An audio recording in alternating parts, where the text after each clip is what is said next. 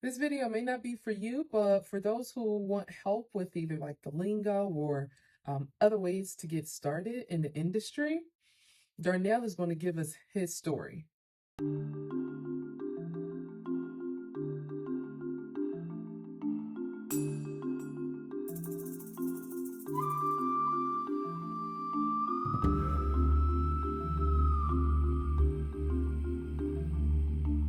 Today we have with us Darnell Johnson. He's been in the insurance industry for quite some time, and we're going to just dig into what he does, how he does it, and hopefully he'll leave you all with a few tips to make sure that you guys can do it like he's doing it. Okay, so stay tuned. Darnell, tell us a little bit about yourself. Actually, thanks for having me, first of all. Thanks for having me. Um, I'm a Rutgers University graduate many, many moons ago, actually 1997, year class of 1997. Um, actually, I went to Rutgers to be in law enforcement. I wanted to go to the state trooper, then progress to the FBI. That never materialized. Um, while waiting for a job, I went to the student center and a brokerage firm gave me a job. So that was my introduction into the finance industry. I got Series 7 license, 632404, worked in that industry. Um, a company that I ended up with, which eventually merged into TD Ameritrade.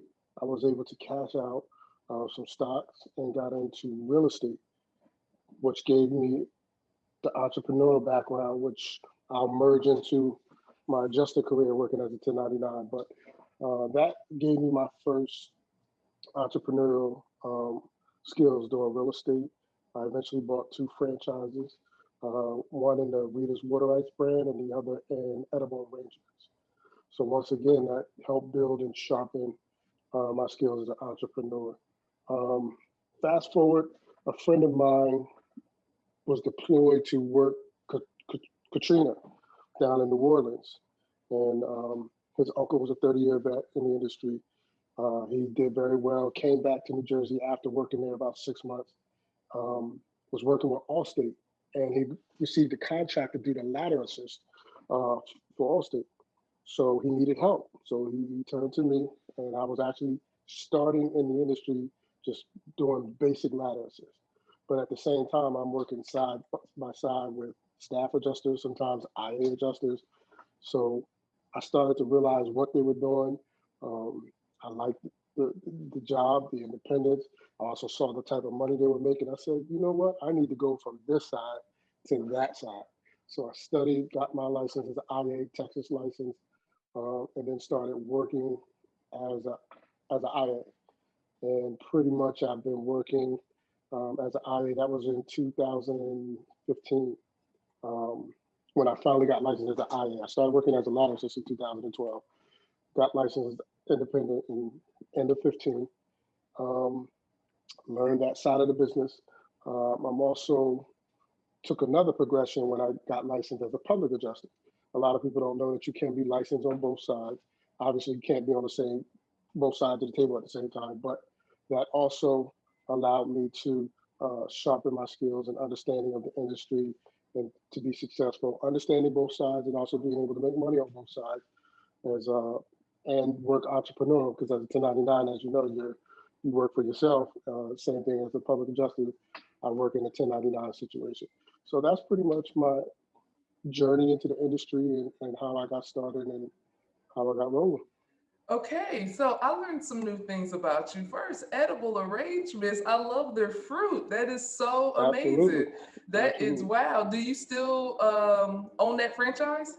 No, I divest out of both of those franchises. Actually sold to two friends of mine who actually still own both stores here in New Jersey. But yeah, Hey, okay, cool, cool. And then so your friend was working Katrina, that was '05. And then okay. you help him ladder assist, or you kind of were still doing your other entrepreneur avenues I, s- and then you mhm. went into ladder assisting? I still had the businesses at that time. Okay. Um, Actually, I had sold out of the edible and Rita's Water Ice is a seasonal business. We close, you know, this is a frozen dessert Uh, industry. So we closed during the winter months. So when he finally came back, I helped him out a little bit, as he needed it because his volume was so much with Allstate. And then once, it really picked up and he became a vendor with Allstate, that's when I think it was about 12 where I actually kind of started. I eventually sold the readers and then started working with him pretty much full time as a ladder assist and just Gotcha. learning the business. But prior to that, I was just kind of helping him out, here and there as he needed it. And, seeing the industry, learning it, and like, you know what, I could do this. And seeing guys come to Jersey and make, $100,000 in 6 months, like that piqued my interest. I'm like, okay.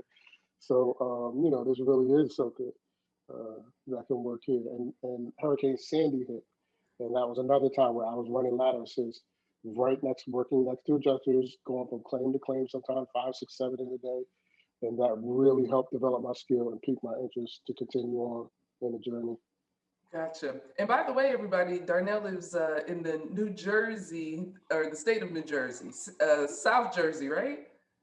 Yeah, South Jersey, Central South Jersey area. Okay, gotcha. And Jersey is one of the most awkward shaped states ever. That's okay, cool. So we cover how you started, what you do now. What advice would you give somebody who is just knows about the industry? They know they have to get their license, but not even necessarily how to get work. But what advice would you give somebody who is just knows about the industry? They know they have to get their license, but not even necessarily how to get work, but what skills should they know, and how, once they get started, should they progress in their skill development? Mhm. Well, you touch on obviously the licensing is kind of the coronation into the industry. You're going to have to do that, so that's going to involve some studying. And if you come from a construction background, as you know, there will be some advantages as you go into this industry or certain other backgrounds that could help. Me, I came in cold turkey, so for me, I had to put in probably more work than someone per se coming from a construction background. Um, but I wouldn't let that be an obstacle. You still can learn that, put the time in, just like anything, any craft, whether it's a sport, basketball, track, or football. You have to keep sharpening your skill, learning more and more about what tools we use, from whether it's Xactimate, SimSol, or whatever systems you use. Obviously, working a ladder, I know you're familiar with that, getting on and off a roof safely, scoping the roof. So there's a lot of rudiments, knowing a little bit about interior materials, exterior materials on structures. So you kind of have to know a little bit about a lot. And I would just encourage you to kind of take it in stride. Some areas you may be stronger than others. Prior to that, I had no reason to go on the roof. I didn't know a laminate shingle from a 3-tab, from a gambrel roof or a hip roof, like none of that. But over time, you start to pick those up. So don't be overwhelmed because it is a lot of information. But if you just kind of pace yourself and immerse yourself in the business and the industry, I promise you, you'll start to click and pick it up. Yeah, I'm with you in that. When I started, I couldn't even tell you the color of my roof in any house that I lived. I mean, not even the color, let alone what getting up there and now identifying damage and all those. And now when I pass Absolutely. any street, all I'm looking at is roof, roof, roof, roof, roof. I don't even know there's a house underneath it. I just see roofs, Absolutely. right? And I'm just looking for damage Absolutely. all the time. So Absolutely. you mentioned too, the skill sets and things of that nature. What do you find is the hardest part about being an IA and the 1099, working 1099 and being an Um, IA? the hardest part initially is finding whether it's an IA company that will work with you to give you your initial shot. Because once you get your shot and you do what you're supposed to do, you'll prove yourself, and now you'll start to get more consistent work. Having consistent flow of work is probably the biggest initial challenge. But once you kind of push that ball up the hill and get it up there, it's going to roll downhill. And but initially that could be a challenge because just like with anything, they got to know that you know what you're doing when you get a claim. You got cycle times. You know how big cycle times are in our industry. So you know, that's a challenge, but once again, it'll work itself out. Gotcha. Now, the same question for the public adjuster side. What's the hardest part for you on the PA side? The public adjuster, understanding policy. As an IA, that wasn't necessarily an area we needed to focus on. You came in, you scoped the job, sketched it, estimated, turned it in, and kind of got paid and moved on to the next, not knowing that there could be much more to the life of that claim on the other side, whether the customer is satisfied, whether damages were missed, and they felt like they were underpaid in most cases, as we know. So understanding policy and how that policy relates to covered damages and covered losses, and really understanding that, and how the insured is supposed to be compensated, not what the insurance company wants to compensate you or their practice, or it's not our procedure. Really understanding what the policy says, and how the insured must be properly indemnified as opposed to what that particular carrier would like to do in the situation as it relates to your claim. So Cool. that's a Cool. Now, did you find out about the PA side from being an IA or being a ladder assist, or did you know about the PA side prior to that? well, absolutely. I always, as an IA, a handful of claims a month, I'm working with a public adjuster. Okay. And a lot of times that relationship is shown as adversarial, us versus them. But I've always been an open-minded person. I noticed most of them, they came very clean cut, professional. They knew their stuff. They were prepared with estimate, possibly even an ESX. So, they showed up in a nice car. So, I took notice of that, to say, okay, let's not make this situation adversarial. Maybe there is something I can learn from them. Obviously, they're doing something that's working for them. Yeah. Um, and a friend of mine had introduced me to a public justice friend at a particular company, and that he opened my eyes to the fact that I could actually hold both licenses. I didn't know that I could at the time. Prior to that, I was always taught from the IA side, oh, you can't hold both licenses, and that was just basically them not wanting you to do it, but it wasn't necessarily the truth as far as at least New Jersey rules. I don't, state to state. I can't speak for all the states, but my state, you can be licensed on both sides.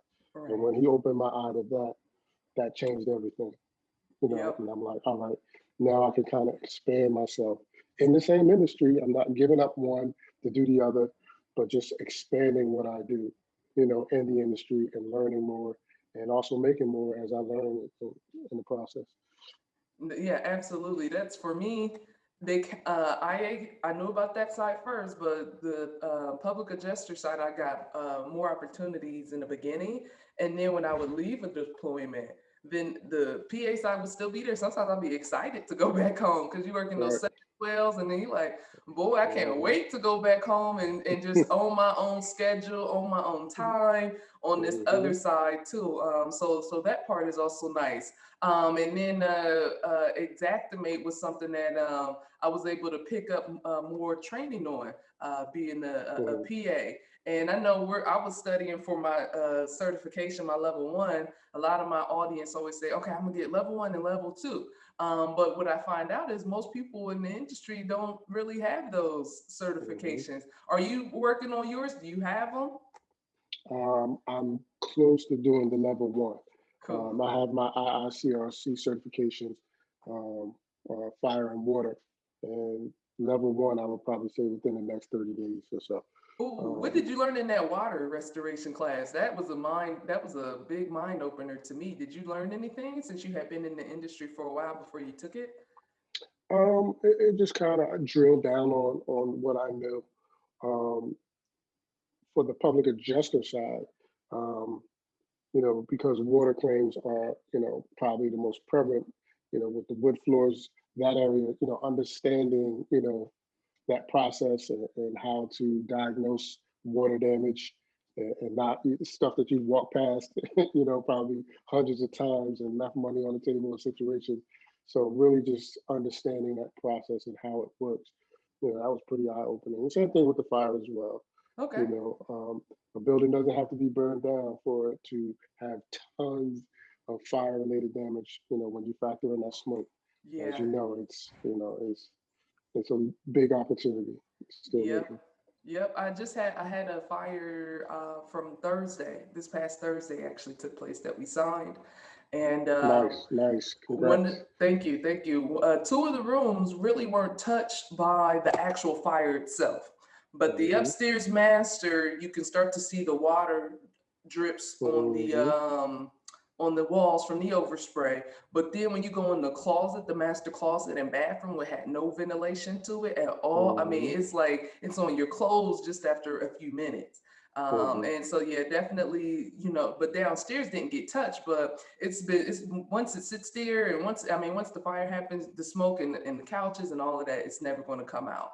And Absolutely. so, that's real crazy. But, water is something that I definitely, for me, the water restoration class definitely just added to my opportunity to earn, because now I'm looking for water. I had a claim where the bathroom upstairs hit the counters in the kitchen below. The Hmm. IA went out there before me. And so then we had to meet again. And I opened up the cabinets like, you didn't see this damage? She was like, oh, no, like, Hmm. you didn't Hmm. check, like, at No, all. no, You just had to no, open it up. The water hit the countertop, hit the cabinets below, and the hardwood floors.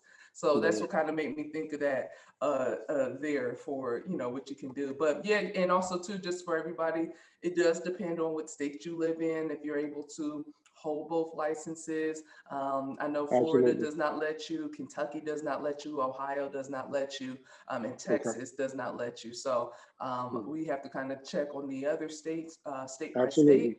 Absolutely. But yeah, but if you do have the opportunity, it doesn't make sense not to try to get both in, because you're independent, you're 1099. Nobody can really constrict you, and there's some additional sources of income on the PA side that you may Mm. not find on the IA side. So we got just a few minutes left. So we did the advice, Yes. how you got started, when you started, and things of that nature. Do you still get out to deployments? I know you're a dad and you have a family, and do you still get out to deployments? The last was Irma in Orlando. I was deployed to the Orlando area. Okay, And okay. obviously, I still love deployments, for a lot of reasons. Want to travel. Yes, you're ready to get home, but initially you like to travel, and the amount of money that you can make in that time frame it doesn't Sure. hurt as well. So, Right, right, right. Yeah. How long were you out in Irma at that time? I was down there about 45 days before I Okay, came back. Yeah, okay. so I was Gotcha. able to get it in really good for 45 days. Gotcha. I met some IAs, they were here in Georgia for almost a year. I know one guy from Mm, Texas was here. He was here for almost a year, he said. And, it's tough because you don't get a lot of opportunities to get back home to your family. And they do mm, disperse IAs, like the ones in mhm, Georgia, maybe probably didn't work as much as the IAs from Texas. I started to actually pick that up over the last maybe 8 months, where I'm like, wait, why are they sending people from Georgia to Texas? And then I mean people from Texas in Georgia. So I'm realizing that they want you to be there just working, not having the mm. opportunity to, live and do your regular routine, because they want you working those claims, which is good because like you said, you do have those time frames and circles and things of that nature. So Absolutely, absolutely. so we can definitely wrap this up, because I went through all my questions. This was fantastic. Thank you so much. I would just say, just leave us with one more piece of advice. If if somebody's brand new, or even if somebody wants to transition and maybe get both licenses. Right. I would definitely take a look at both before you kind of zero in. And if in the process you like working as an IA, as opposed to the public adjuster side, then go with the area that you're more passionate with. If you're like me in Jersey and you want to keep uh, all your opportunities open and to be able to grow and learn more, do both. Definitely do both, because you and I also trained together with the public adjustment firm, and you know how much we learned. I mean, it just opened your eyes. Like I said, learning policy, um, how to write claims differently in the way that you would write it as an IA. It's definitely a different skill set. It's definitely a different mindset. As an IA, you have guidelines that kind of control how you scope, sketch, and estimate a claim and how you handle it. Whereas you got to kind of flip that on the public adjuster side. So I like them both. I love them both. But do your homework, on what area that you prefer. And if you can do both, do both. And if not, then zero on the one that best fits you. All right, fantastic. Again, everybody, we were talking to Darnell Johnson. He is been in the industry since 2012 and was doing a little bit of ladder assist before that. So we appreciate his time. Leave a comment below if you like this, and we'll see you on the next one. Stay tuned. All right. I know those videos have me with some old headphones. Don't mind that.